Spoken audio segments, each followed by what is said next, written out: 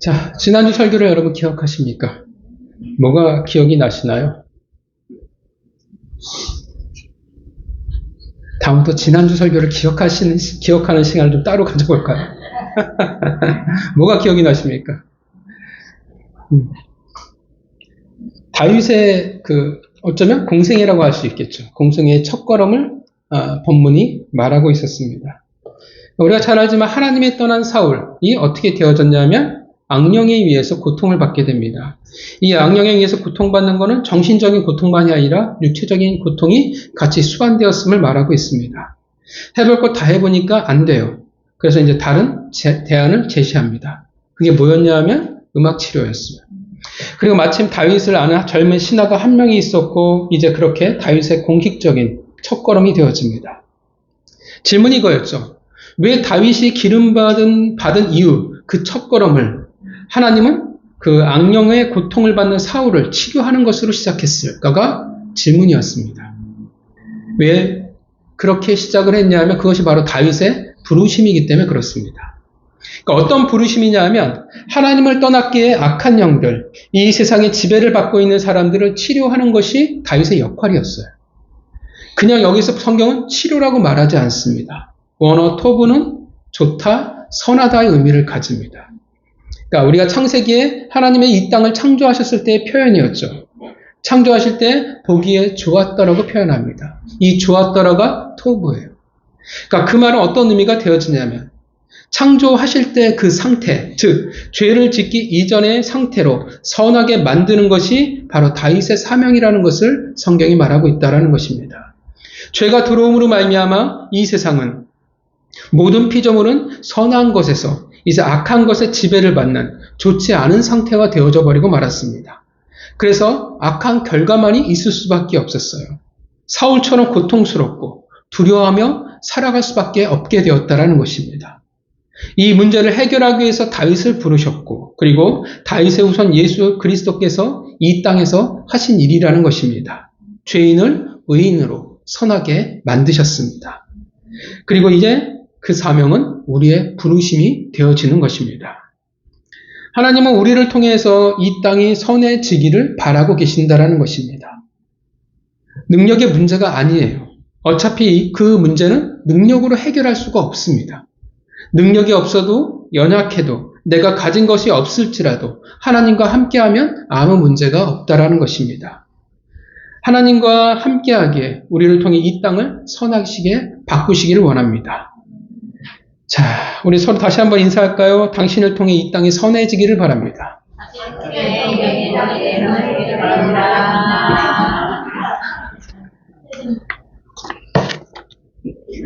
자, 본문은 두 사람의 그 명확히 갈려버린 인생을 보여줍니다. 기준이 하나님이죠. 기준이 하나님이 되어서 하나님의 영이 함께하는 자와 하나님의 영이 떠난 자의 삶을 극명하게 우리에게 대비시켜주고 있습니다. 저번에도 말씀드렸지만 악한 영이란 단지 귀신 들렸다, 귀신에게 괴롭힘을 받고 있다라는 것만을 말하는 것은 아닙니다. 그러니까 그 영향력 아래 살아갈 수밖에 없는 상태라는 거예요. 그렇게 고통 가운데 있는 사울을 위해서 신하들이 한 가지 해결책을 제시했죠. 16절, 하나님이 부리시는 악령이란 더 이상 무엇을 할 수 없는 자들의 결론이에요. 그러니까 인생의 한계를 겪은 자들이 말할 수밖에 없다라는 것입니다. 그러니까 우리도 이런 결론을 내려요. 이런 한계를 맞이합니다. 도저히 내가 할 수 있는 방법이 더 이상 없다라는 거. 그래서 뭐라고 해요? 이건 하나님만이 하셔야 되는구나라는 것을 우리가 깨닫게 되어주고 고백하게 됩니다. 하나님께서 왜 우리에게 이런 결론을 내리게 하실까요? 왜 이런 한계를 우리로 하여금 만나게 하실까? 결국 우리는 그 한계를 통해서 정말 하나님이 하실 수밖에 없다라는 것을 우리가 깨닫게 하기 위함이라는 것입니다. 그러니까 주권이죠. 주권이 결국 누구에게 있는지를 우리가 알게 한다라는 것입니다. 우리는 한계를 만나면 우리는 비로소 하나님을 기억하게 되는 자들이라는 것입니다. 신하들이 내세운 해결책이란 16절의 음악치료였습니다. 그리고 이제 우연과 마침이라는 섭리가 시작이 되어집니다. 사울이 그렇게 이야기하자마자 다윗을 아는 한 사람이 그곳에 있었습니다. 룻이 인생의 한계를 맞아 시어머니 나오미를 따라서 베들레헴에 갔을 때 어떻게 해요? 마침 누가 있었습니까? 그곳에 보아스가 있었습니다. 나아만 장군이 문둥병으로 인생의 한계를 맞이했을 때 누가 있었어요? 마침 한 소녀가 그곳에 있었습니다. 본문에는 소년 한 사람이 그곳에 있었습니다. 소년이라고 표현하지만 젊은 신하였겠죠. 그가 베들레헴 사람 이새의 아들 다윗을 추대합니다. 그리고 그를 이렇게 소개하죠. 수금을 탈 줄 알고 용기와 무용과 구변이 있는 준수한 자라. 여호와께서 그와 함께 계시더이다. 사실 그를 소개하는 데 있어서 잘 보면 굳이 음악을 하는 것과 상관없는 이야기를 더 많이 하게 됩니다. 그러니까 단지 다윗은 일개 목자였는데 양치기였을 뿐인데 그에 대한 평가가 참 예사롭지 않다라는 것을 우리가 보게 됩니다. 기껏 10대 청소년이잖아요. 이제 고딩 정도밖에 되지 않았을 텐데 어떤 특별한 일을 하는 사람도 아니었고 그냥 평범한 직업을 가진 사람이었는데 용기도 있고 싸움도 잘하고 말도 잘한다라고 그리고 음악도 잘한다라고 표현하고 있다라는 것입니다. 다윗이 어떤 삶을 살아갔기에 그런 소문이 그런 모습이 다른 사람들에게 보여졌을까요? 사실 음악 치료를 하는 데 있어서 별 상관없는 이야기들입니다. 그냥 본문은 수금을 굉장히 잘 타는 사람이 있어라고 표현하면 될 텐데 필요 없는 그 이상의 것을 말하고 있다라는 것입니다. 굳이 용기와 무용과 구변, 능력을 말하고 있습니다. 왜 성경은 그렇게 말하고 있을까요? 왜 능력을 마치 자랑하는 듯이 우리에게 보이고 있을까요? 이런 능력으로 말미암아 하나님이 다윗을 선택하셨다라고 그 이유를 우리에게 설명하고 있을까요? 애초에 다윗은 어렸을 때부터 남달랐어라는 것을 우리에게 말해주고 있을까요? 이런 사람이었기 때문에 내가 미리 알아보고 기름을 부었다라고 표현하고 있을까요? 어떻게 생각하십니까? 절대 그럴 수 없습니다. 왕을 뽑는 데 있어서 중심이 아닌 다른 것이 있으면 외모를 보지 않으신다는 하나님의 말씀이 어떻게 해요? 전부 거짓이 되어져 버립니다. 왕을 뽑는 데 있어서 기름 부으심이란 하나님의 전적인 일방적인 선택이었어요. 오직 하나님이 보시는 것은 뭘 보신다고 말씀하셨어요? 능력이 아니라 중심을 보신다라고 말씀하셨습니다. 그렇게 애초에 남달랐다는 것이 아니라면 사실 이 모든 능력은 그래서 어떻게 되어져요? 다윗의 원래 타고남, 원래 잘남이 아니라 뭐로 표현할 수 있냐면 그의 삶이에요. 그의 삶을 뭐라고 바꿔 얘기할 수 있냐면 노력이라고 말할 수 있다라는 것입니다. 그러니까 어떻게 해요? 다윗이 이렇게 애쓰며 살아갔다라는 거예요. 다윗이 기름을 부음 받은 이유 변화가 없어요. 양치기에서 여전히 어떻게 해요? 똑같이 양치기였어요. 근데 다윗은 똑같은 양치기의 삶을 달라진 삶이 아니었지만 그는 매우 애쓰며 살아갔다라는 것을 우리에게 말해준다라는 것입니다. 왜 어떻게라는 질문을 우리가 할 수 있지만 이거는 좀 더 다른 본문에서 구체적으로 이야기를 좀 나눠보겠습니다. 물론 우리 각자에게는 모두 달란트가 있습니다. 어떤 이는 글을 좀 더 잘 쓰는 사람이 있고 어떤 이는 태어날 때부터 어떻게 해요? 더 말을 잘하는 사람이 있어요. 어떤 이는 다른 이들보다 운동 능력이 더 뛰어난 사람도 있습니다.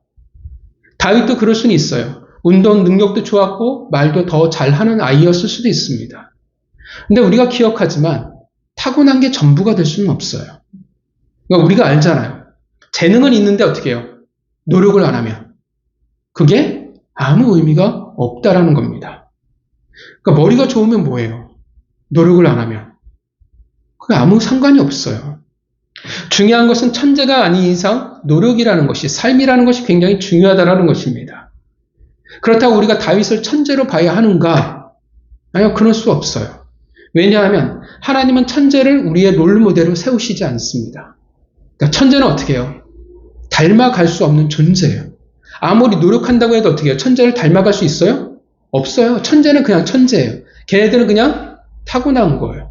아무리 노력해도 천재를 따라갈 수는 없더라고요.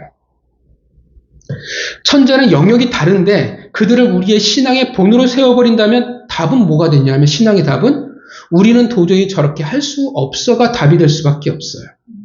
그래서 하나님은 천재가 아닌 우리 중에 한 사람을, 평범한 한 사람을 항상 모델로 세우신다라는 것입니다. 그래서 수많은 성경의 위인들을 보면 그 삶들을 보면 똑같이 넘어져요. 늘 100% 잘하지 않아요. 하나님 어떻게 해요? 다듬어 가신다라는 겁니다.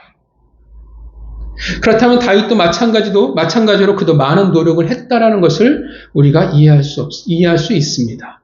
노력 없이 얻어지는 것은 없어요. 물론 각자의 달란트에 따라 좀 더 쉽다, 아니 좀 더 빠르다가 있을 수 있지만 노력 안 하는데 그것이 다른 사람에게 인정받을 만큼은 결코 되어질 수 없다라는 겁니다. 지금 그러니까 이 본문의 다윗의 능력들은 다윗의 잘남을 말하는 것이야. 타고난 것이 왕이 되어질 수밖에 없는 이유가 아니라 이래서 하나님이 택하셨구나를 말하는 것이 아니라 다윗이 정말 열심히 살아갔구나를 우리에게 말해주고 있는 것입니다. 주어진 달란트에 열심히 살아가고 노력해서 이런 빛나는 능력을 이제 인정받기 시작한다는 것입니다. 정말 빛나는 능력들이에요. 이런 인정을 어떻게 해요? 10대에 받을 수 있다는 것은 정말 대단합니다. 다윗은 누가 보더라도 어떻게 해요? 능력 있는 자가 되었어요. 주변 사람들에게 인정을 받을 만큼의 수준이 되었다라는 것입니다. 그 능력 하나하나가 우리의 시선을 확 사로잡습니다. 근데 중요한 것은 왜 하나님은 이런 능력을 다윗에게 주셨을까요? 오해하면 안 되죠. 조건을 보셨다가 아니라 우리가 잘 알지만 우리가 아무리 달란트를 가지고 있을지라도 열매를 맺는 것은 누구의 도우심이 필요하냐면 하나님의 도우심이 필요해요.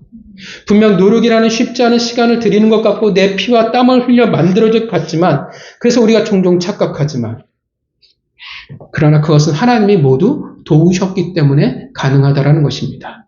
믿으십니까? 아니라면 우리가 아무리 노력해도 답이 없을 수도 있어요. 노력은 배신하지 않는다라고 표현하지만 우리는 살아보면서 글쎄라고 여겨지는 일들이 굉장히 많습니다. 그래서 어렸을 때 그러잖아요. 공든탑이 무너지랴? 라는 말들이 있는데 커가면서 자꾸 어떤 말을 하면 공든탑도 무너질 수 있다는 것을 우리가 경험한다는 겁니다. 우리가 노력한다 해서 모두에게 능력을 인정받지 않습니다. 하나님이 도우셨기 때문에 가능합니다. 이게 참 부러운 모습이에요. 이것이 다윗의 10대를 향한 평가였습니다. 여러분들은 10대에 어떤 평가를 받으셨습니까? 어떤 모습으로 여러분들에게 이웃에게 기억되고 계십니까? 어떤 능력을 가지고 계셨습니까? 말 잘 안 듣는 능력, 잠 많이 자는 능력. 자, 이런 사람이 교회에 오면 어떨까요? 이제 10대인데 용기가 어떻게 표현될지는 잘 모르겠지만 어떤 일을 하는 데 있어서 주저함이 없고 말도 잘하고 음악도 잘하고 잘생겼다면 그런데 왠지 그 사람을 보면 하나님이 함께하고 있는 것 같은 그런 느낌이 든다면 어떻겠습니까? 엄청 부러움의 대상이 되겠죠. 그리고 세상은 정말 불공평하구나 라고 생각이 들지도 모릅니다. 이런 능력 하나하나가 모든 사람의 시선을 사로잡습니다. 어떤 일에 있어서든 용기를 가지고 있는 모습, 찬양 인도하는 모습, 무슨 말을 해도 지혜롭게 들리고 말을 정말 잘하는 모습. 거기다 신앙까지 좋다면. 그런데 성경은 중요한 것은 하나님이 왜 이런 능력을 주셨을까? 왜 이런 능력을 다윗의 부르심에 굳이 이야기하고 있냐라는 것입니다. 왜 다윗으로 하여금 용기와 무용과 구변을 말하고 있을까요? 왜 굳이 하나님이 그것을 성경에 기록하고 있을까요? 왜 음악을 잘하게 하셨을까요? 지금까지 능력을 말하면 왠지 사람의 외모를 말하는 것 같아서 그랬었는데 지금은 왜 능력을 부각시키시고 사람들의 인정을 받게 하시냐라는 것입니다. 우리는 기본적으로 아는 것은 하나님은 목적이 있기 때문에 우리에게 주신다라는 것을 우리는 모두 다 잘 알고 있습니다. 왜 이런 능력을 주셨을까요? 어떤 목적이었을까요? 그것은 그의 인생을 보면 우리가 너무나 잘 알 수 있습니다. 왜 수금을 잘 타는, 음악을 잘하는 능력이 필요했을까요? 왜 그럴까요? 당장은 뭘 해요? 다윗이 뭘 합니까? 이 음악 잘하는 능력을 통해서 그쵸? 사울을 치료하죠. 사울을 치료함으로 말미암아 어떤 일이 벌어져요? 어떤 일이 벌어집니까? 사울을 치료했더니 끝나지 않잖아요. 어떤 일이 생겨요? 사울이 인정을 하고 어떡하죠? 그의 칼든 자로 삼아 버립니다. 그 말은 뭐냐면 이제 다윗이 베들레헴이라는 별 볼 일 없는 총구석에 있었던 다윗이 별 볼 일 없는 집안에 다윗이 어떻게 해요? 중앙 정부에 진출했다라는 것을 의미합니다. 왜 이것이 중요하냐 하면 이제 다윗은 어떻게 해요? 왕 곁에서 왕을 배울 수 있는 자리가 되었어요. 왕을 가장 가까이 볼 수 있잖아요. 그가 잘하든 못하든 어떻게 해요? 못하면 못하는 대로 배울 게 있는 거고 잘하면 잘하는 대로 배울 게 있다라는 거예요. 이제 왕의 수업을 왕의 수업이라는 것을 그가 배울 수 있고 경험할 수 있게 되었다라는 것입니다. 더 나아가 장차 이 음악 잘하는 것을 통해서 또 어떠한 일이 벌어져요? 무엇을 하게 됩니까? 다윗이? 그쵸, 시편이죠. 수없이 많은 하나님의 놀라운 그 찬양을 그가 성경을 기록하게 된다라는 것입니다. 그렇다면 왜 그에게 용기와 무용이 필요했을까? 왜 필요해요? 그의 인생을 보면 이것도 절대적으로 필요한 게 답이 나오죠. 당장은 어떻게 해요? 당장은 어떤 일이 있어야 돼요? 그쵸, 골리앗과 싸워야 됩니다. 당장은 골리앗과 싸워야 되는데 용기와 무용 없이 우연으로 포장이 되겠냐라는 것입니다. 골리앗과의 싸움은 이제 그를 왜 부르셨는지에 굉장히 잘 보여주는 사건입니다. 앞으로 그에게 펼쳐진 인생을 보면 그가 가진 무용과 그가 가진 용기를 통해서 어떤 일을 하게 되냐 하면 가나안 정복을 비로소 마무리하는 자가 되어집니다. 그러니까 우리가 기억해야 될 게 여러분, 모세의 후계자였던 여호수아를 통해서 가나안 땅을 정복하지만 하나님이 명령하셨던 가나안 땅의 모든 것들을 정복하진 않아요. 여호수아가 했던 것은 어떻게 해요? 가장 가나안의 핵심이었던 가장 강력한 족속들만 무너뜨리는 것이 여호수아의 역할이었고 나머지는 각 지파에게 어떻게 다 나눠졌어요. 그래서 각 지파의 싸움이어야 되는데 어떻게 합니까? 다 실패해버립니다. 그래서 가나안 정복을 마무리 짓지를 못해요. 그게 비로소 누가 마무리 짓냐 하면 하나님이 명령하셨던 가나안의 모든 지경을 회복하는 이가 누구냐 하면 바로 다윗이었습니다. 그래서 다윗은 어떻게 해요? 평생 그런 피를 흘려야 하는 자였습니다. 그래서 성전을 지을 때 하나님이 거절하시잖아요. 너는 피를 많이 흘렸으니까 안 된다고 말씀하시잖아요. 다윗의 인생은 어떻게 해요? 끊임없이 용기와 무용이 필요한 시간을 그가 살아가야만 했습니다. 언변 또한 그가 그의 공동체를 만들어가고 이끌어가기 위해서 필요했습니다. 물론 사도 바울과 같이 말을 잘 못하는 리더도 있지만 하나님은 다윗에게 필요하다라고 여겼습니다. 다윗의 공동체가 아둘람이에요. 그 아둘람의 공동체가 신앙이 좋거나 그렇게 표현하지 않아요. 억울한 자, 빚진 자, 온갖 불평과 불만이 많고 쓴뿌리가 가득한 자들이었어요. 그들을 이끌어가기 위해서 필요했다라는 것입니다. 다윗에게도 하나하나 필요한 능력이었어요. 근데 중요한 것은 그 능력을 통해서 과연 무엇이 드러나냐라는 것입니다. 이런 능력을 통해서 하나님이 다윗을 통해서 무엇을 지금 보이고 있냐라는 것입니다.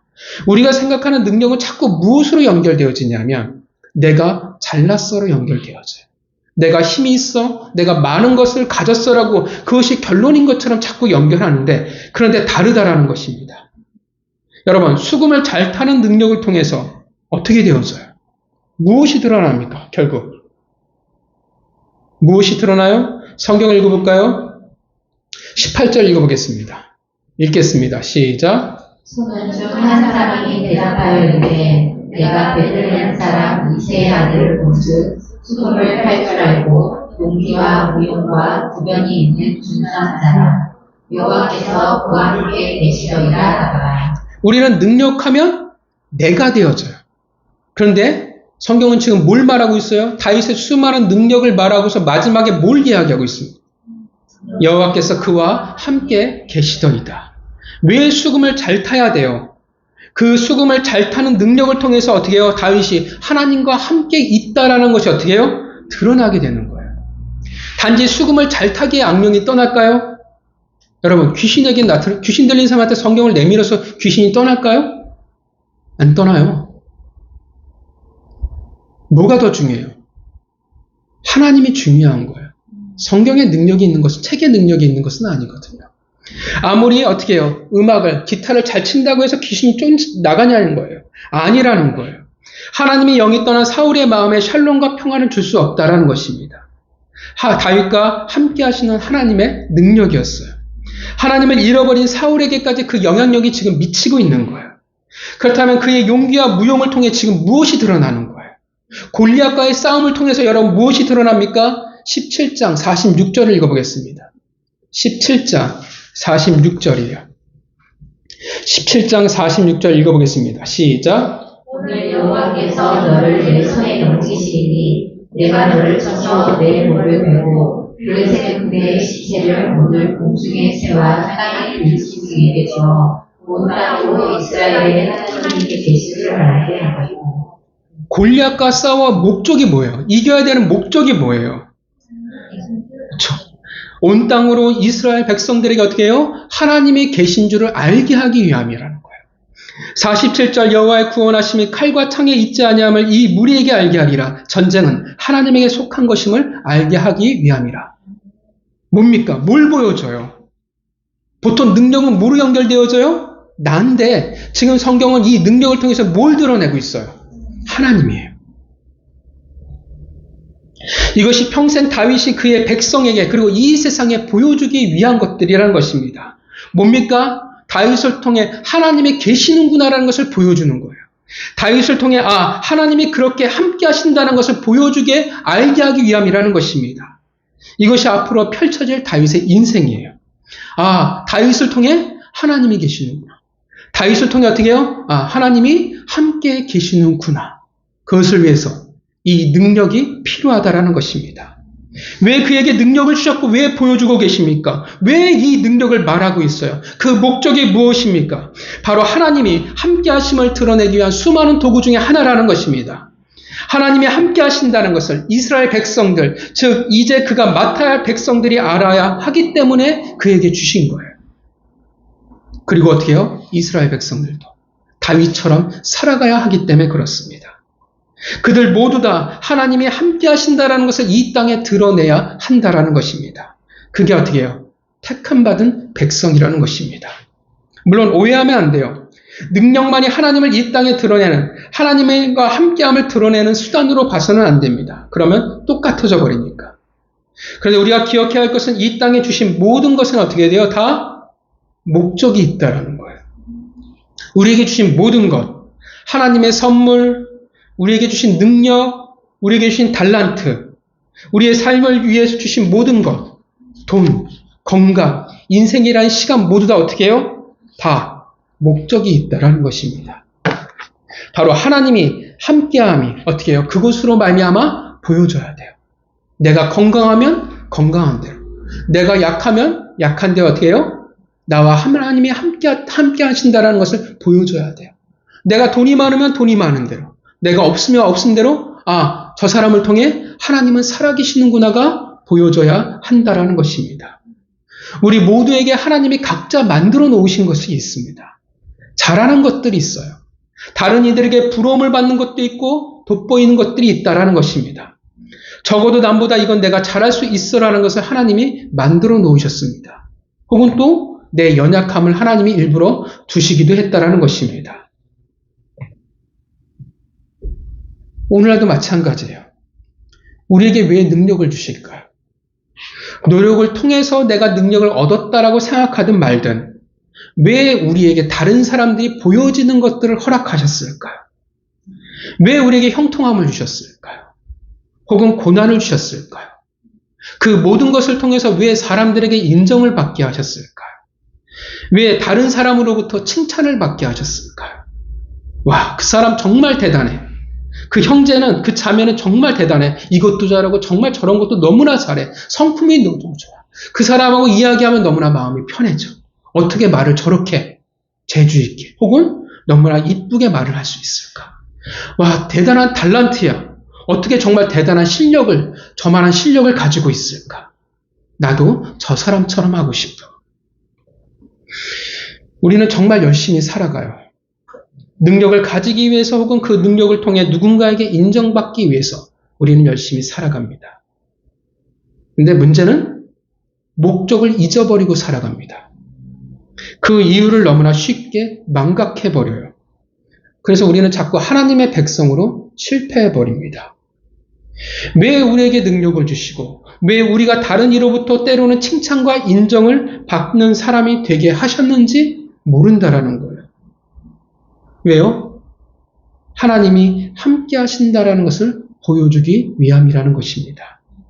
나를 통해 하나님이 계신다라는 것을 알게 하기 위함이라는 거예요. 나와 함께 하시는 하나님이 너희와도 함께 하신다라는 것을 보여주기 위한 수단과 통로라는 것입니다. 그래서 어떤 이에게는 용기와 무용을 주시기도 해요. 어떤 이에게는 구변을, 어떤 이에게는 음악적인 재능을 주시기도 합니다. 어떤 이에게는 남보다 뛰어난 손을 주시기도 하고 어떤 이는 뛰어난 머리를 가지게 하시기도 하고요. 어떤 이는 사업을 잘하는 능력을, 어떤 이는 누군가의 목소리를 잘 들어주는 귀를 주시기도 합니다. 누군가는 눈치껏 빠르게 움직이기도 하고 남들보다 더 꼼꼼하고 더 철저하고 더 빠를 수도 있습니다. 때로는 더 연약해 보일 수도 있습니다. 어쨌든 각자에게 다양한 능력을 주셨어요. 각자 모두 다른 이에게 인정을 받게 하셨어요. 왜요? 목적이 뭡니까? 하나님의 함께 하심을 보이기 위함입니다. 그런데 그 목적을 잊어버리니까 하나님이 아니라 누가 돋보이기 시작해요? 내가 돋보이기 시작하는 거예요. 사람이 잘난 게 되어진다라는 것입니다. 18절에 여호와께서 그와 함께 계시더이가 빠져버리고 뭐로 끝나버려요? 그냥 준수한 자로 그냥 끝나버리는 거예요. 그냥 잘난 사람이 되어져 버립니다. 하나님이 이 세상으로부터 인정을 받게 하시고 때로는 성공이라는 것을 주시기도 하는데 목적을 상실해버리니까 그냥 내가 최고가 되어져 버려요. 그래서 모가지가 굳은 백성이 될 수밖에 없습니다. 드러나지 않아요. 뭐가 드러나지 않느냐 하면 개인의 영광은 충만해요. 어디 가든 내 이름 석자면 누구나 다 알아주는데 뭐가 없냐면 하나님이 없어요. 하나님의 영광이 드러나지가 않아요. 하나님이 보이지가 않는다라는 것입니다. 요즘이 그런 세대잖아요. 오히려 어떻게 해요? 저 교회 다니는 사람을 보니까 하나님은 없구나 라는 결론이 나오잖아요. 대형교회 목사님이 정광훈을 지지하더라고요. 정광훈은 이단이에요. 그거 보고서 진짜 빡치더라고요. 와, 기독교는 아직도 멀었구나. 저런 목회자들을 통해서 사람들이 하나님이 살아계시, 공의의 하나님이 살아계신다라고 볼까 안 볼까? 라는 생각이 들었습니다. 안타까워요. 교회 다니는 사람을 통해서 하나님이 드러나고 나도 하나님이 믿고 싶어가 되어져야 되는데 저 사람이 믿는 하나님이 신이라면 나는 믿기 싫어가 되어져 버립니다. 사람들이 성도들이 수없이 기도해요. 하나님 제가 성공하면 제 자녀가 성공하면 하나님께 영광이지 않습니까? 제가 하나님을 높이겠습니다. 근데 정말 그럴까요? 그러지 않아요. 하나님이 없으니까 자꾸 그런 기도를 한다라는 거예요. 우리의 성공이 하나님의 영광과 무슨 상관이 있을까요? 오히려 하나님의 사도들은 어떻게 했어요? 그들의 부와 명예는 없었어요. 오히려 비참하게 이 세상을 떠났습니다. 근데 그들의 삶이 하나님에게 영광이었습니다. 자꾸 우리가 성공하고 우리가 잘 나가는 것으로 하나님의 복을 우리가 측량하려고 한다면 우린 예수님을 모독하는 거예요. 예수님이 이 땅 가운데 어떻게 오셨어요? 왕으로 오셨는데 어떤 왕으로 오셨습니까? 굉장히 비천하게 오셨죠. 누울 자리가 없는. 그죠? 떠나실 때도 어떻게 떠나셨어요? 굉장히 비참하게 가셨어요. 성공이라는 단어와 단 하나도 어울리지 않게 이 땅에 머물다 떠나셨습니다. 내가 성공하면, 내 자녀가 이름이 높아지면 그것이 하나님의 꼭 영광은 되지 않는다라는 것입니다. 하나님의 살아계심이 우리는 다른 이로부터 고백으로 나오게 만들어야 되는데 저 장로님은, 저 집사님은, 저 자매는, 저 형제는 정말 대단해. 정말 저 사람은 하나님이 함께 하시는구나. 부럽다. 그 고백과 인정이 나오게끔 만들어야 되는데 그렇게 하나님이 함께하는 자의 삶을 궁금해하게 하고 부럽게 만들어야 되는데 그것을 우리는 너무나 많이 잃어버렸다라는 것입니다. 단지 어떻게 하면 저렇게 할 수 있을까? 노하우가 뭘까? 저 능력을 어떻게 가질 수 있을까? 어떻게 하면 성공할 수 있을까? 어떻게 하면 돈을 많이 벌 수 있을까? 이것이 전부가 되어져 버립니다. 그래서 하나님의 나라에서 우리는 실패해버리고 마는 것입니다. 그래서 하나님이 이렇게 하세요. 왜 하나님이 우리에게 고난을 주실까요? 왜 우리로 하여금 광야를 걷게 하실까요? 결국 그 한계라는 상황 속에서 알게 하시는 거예요. 아, 내가 할 수 없구나. 아, 나는 안 되는구나. 그리고 그곳에서 뭘 배워나가요? 하나님의 살아계심을 배우는 거예요. 여러분, 야곱이 어디에서 하나님을 만납니까? 베델에서 만나죠. 비로소 살아계신 하나님을 그가 거기에서 만나요. 광야에서. 우리도 똑같아요. 어디에서 살아계신 하나님을 만나게 되냐면 광야에서 만나요.